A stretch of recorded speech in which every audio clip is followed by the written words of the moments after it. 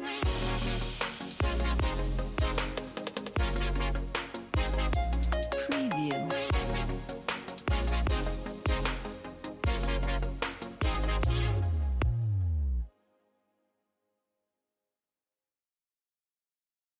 I'm Yemaya Jones, mother, retired teacher, Philadelphian, also by way of New York, and I've been in the Virgin Islands for 44 years. Um, I'm a conscientious, strong black woman, um, mother of five, that of, let me say, five independent young women. Um, I'm married to the artist John Jones, and I'm also an artist, and I'm a humanitarian.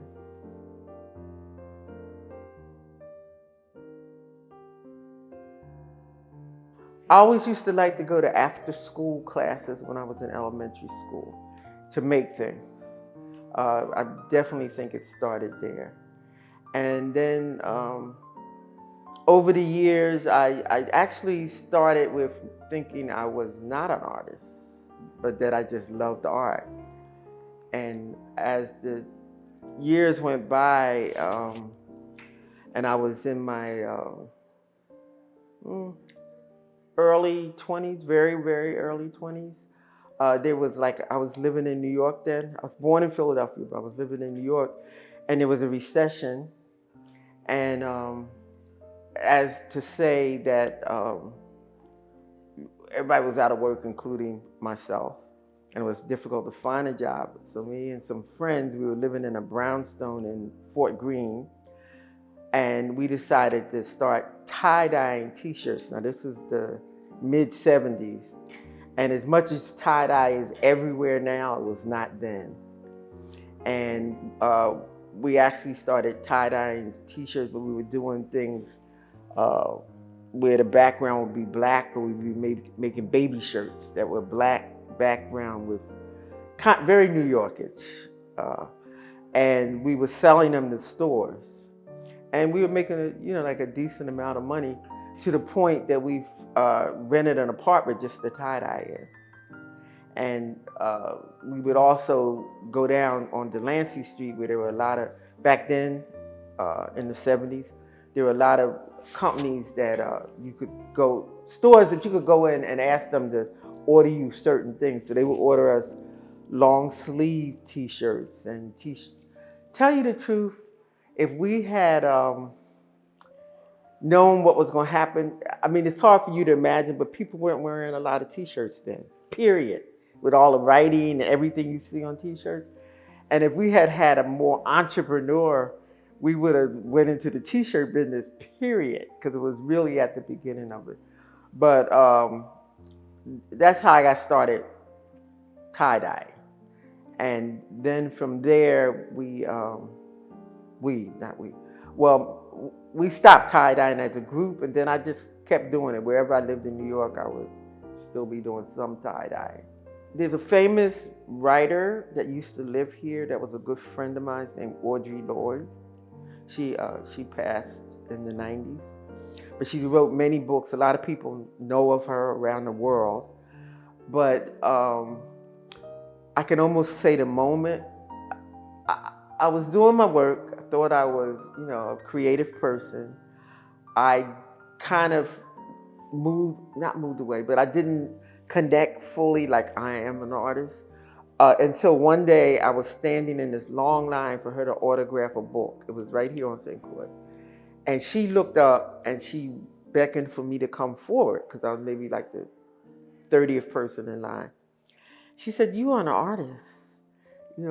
Artists don't wait for other artists. They just come and, do whatever they're going to do.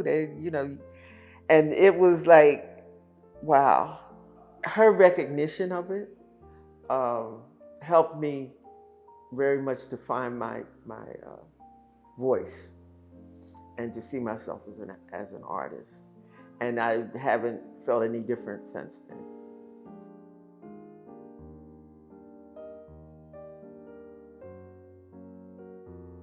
I feel it's an intricate part of me that I need to nourish, because I think it then nourishes my soul. And I strongly believe in the soul being as important as our physical body and mental state, that they're also intertwined. And I know by doing my work, there are times where there are periods of time where, that didn't happen. I'm a mother of 5 daughters. At one point, I had 4 under 5, under the age of 5. So that period of time, those few years, it was very difficult to do some artwork. But for the most part, I find even now in my retirement from teaching that I have to do something every day. If it's no more than pressing some pieces that I've already done that need to be pressed, uh, or drawing some things that I want to draw, I, I, it just makes me feel like I've had a better day. Just like walking. Days I don't walk, I feel like I've missed out on something.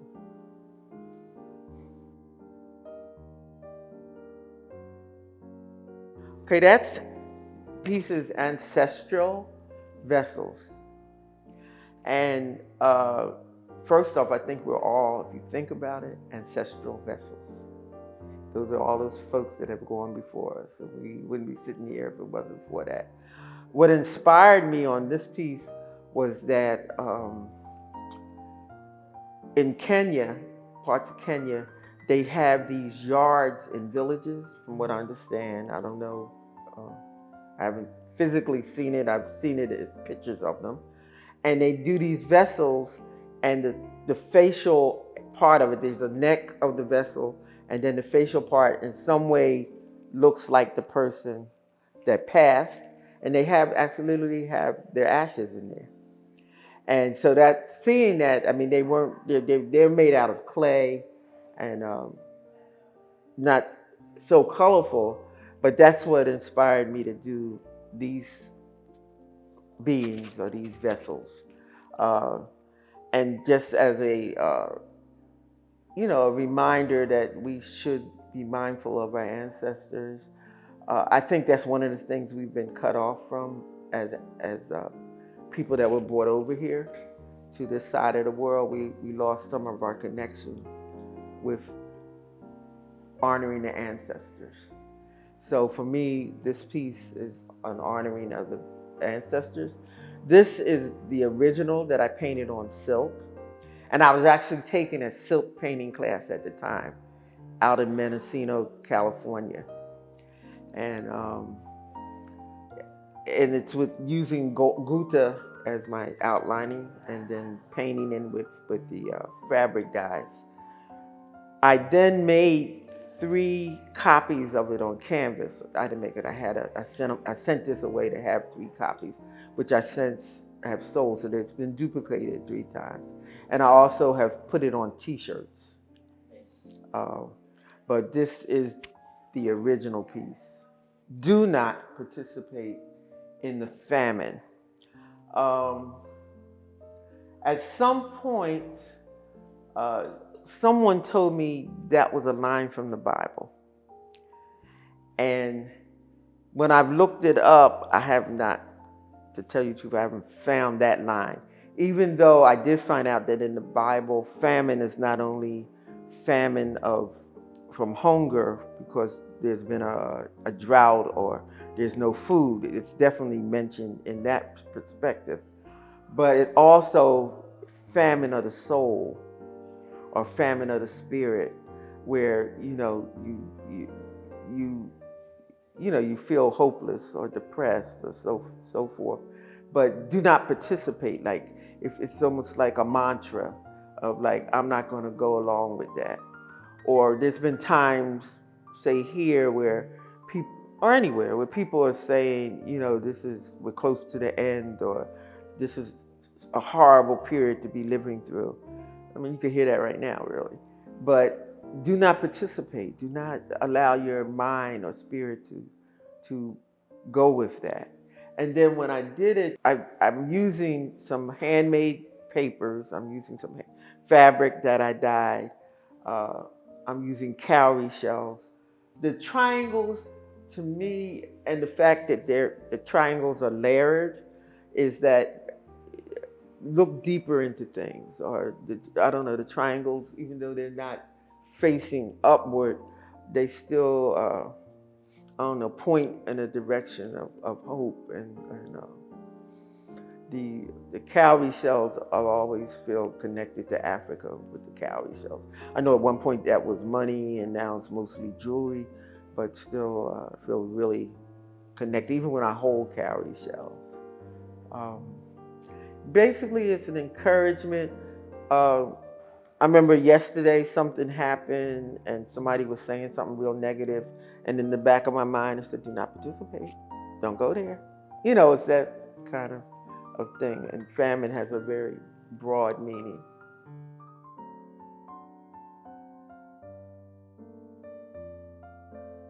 Why these pieces here now in this? Well, I was asked to pick some things that would be representative of my career. And my first thought was I do a lot of scarves, I do a lot of clothing, but I felt that these would show my connection to colors, even the pastels or the brighter colors. And that I believe part of being an artist, you should have depth in your work, but you also should have breadth. And to me, these show that I have breadth. Breadth. I think I'm saying it correctly. Depth and breadth.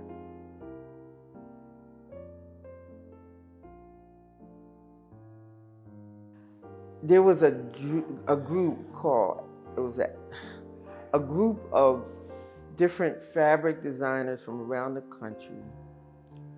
They all were white, and they would come together in New York at a hotel, and they would rent out a floor, and each one of the artists would have a room.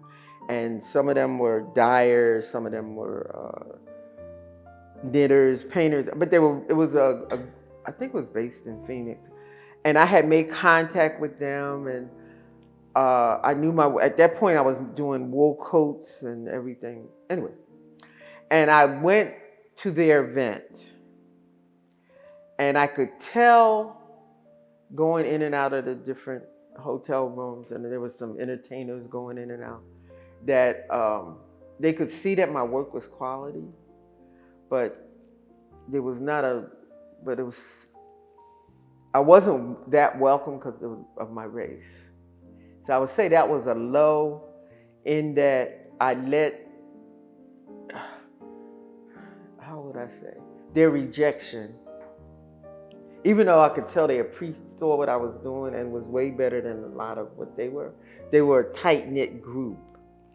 And when I left there, I remember I walked, which is real easy to do in New York, but I must have walked about 50 blocks and crying.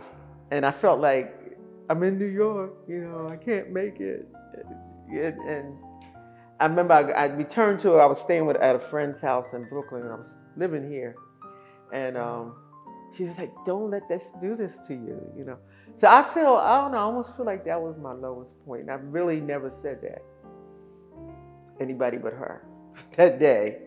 But that felt like I was allowing the world, the society, to define me or to reject me. Sometimes when we allow our confidence to wane, uh, you know, it's almost like if you ever been really depressed, you gotta like climb back up. It's physically almost a task. And so I climbed back up, and soon after that, a lot of good things started really happening. I had stuff in this BlackBerry at Macy's, and just you'll often find yourself being the person that that believes in you. That happens in life, no matter what it is you're doing. And I think remembering that this is my passion, this is what I do no matter what, you know. But that was like I said, this is the first time I've said it out of my mouth. But I did, you know,